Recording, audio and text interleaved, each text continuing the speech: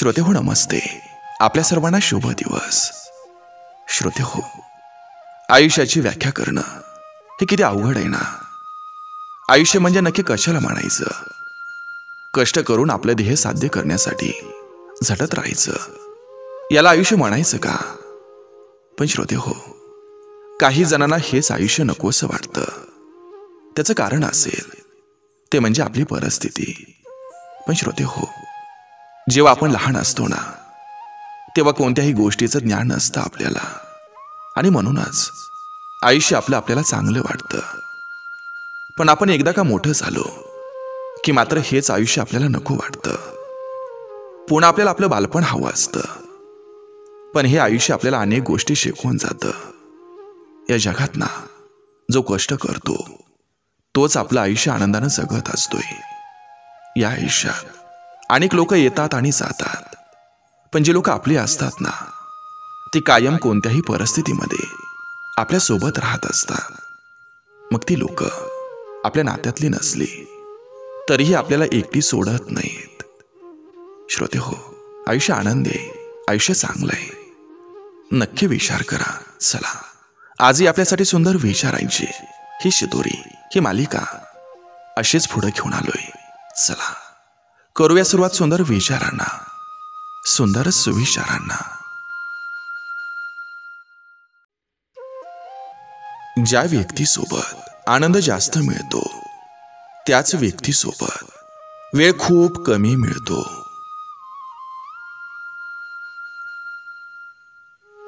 स्वतःसाठी जसे आहात तसेच राहा. कोणासाठी वाईट किंवा चांगलं होऊ नका. ज्याला तुम्ही पटलात तो तुम्हाला कधीच नाही सोडणार, आणि ज्याला तुम्ही नाही आवडला त्यांच्यासमोर जीव जरी ओवाळून टाकला तरी तो तुमचा नाही होणार. म्हणून लोकांचा विचार करत जाऊ नका. सावरणारं आपलं कोणी असलं की पडायची भीती उरत नाही.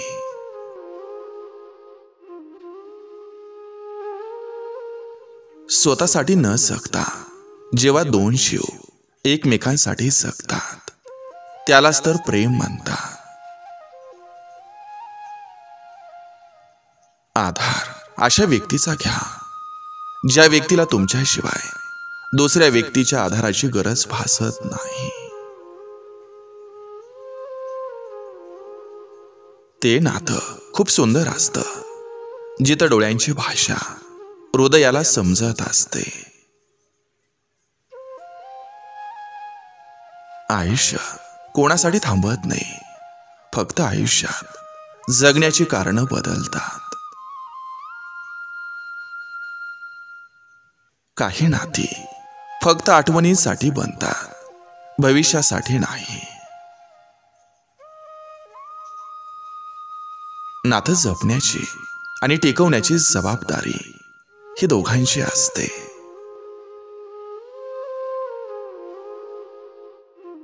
गरजेचं नातं हे घड्याळाच्या काट्याशी असतं, आणि प्रेमाचं नातं हे वेळेचं भान विसरायला लावणाऱ्या माणसांशी असतं.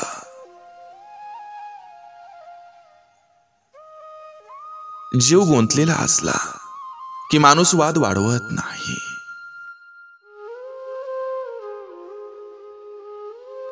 जोडीदाराशी असलेली प्रामाणिकता हीच आजकालच्या नात्यांची श्रीमंती आहे. जाणाऱ्यांची शिक्षा येणाऱ्याला कधीच द्यायची नसते.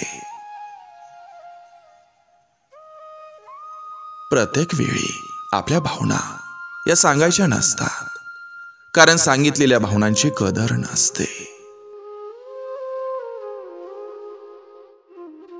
सोय बघून केला जातो तो व्यवहार, आणि गैरसोय बघूनही केलं जातं ते म्हणजे प्रेम.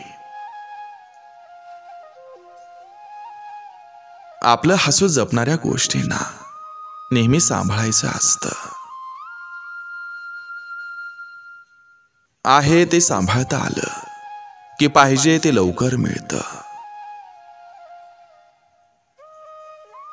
काही गोष्टी या सोडवण्यापेक्षा सोडून दिलेल्याच बऱ्या असतात. कधी कधी नातं आणि व्यक्ती ही गमवायची नसते, म्हणून प्रेमाला मैत्रीचं नाव देण्यात येतं. कोणाला लांब नाही करायचं. ज्याचं मन भरलं ते आपोआप सोडून जातील. जे सोबत आहेत त्यांच्यावर रुसण्यात वेळ वाया घालवू नका.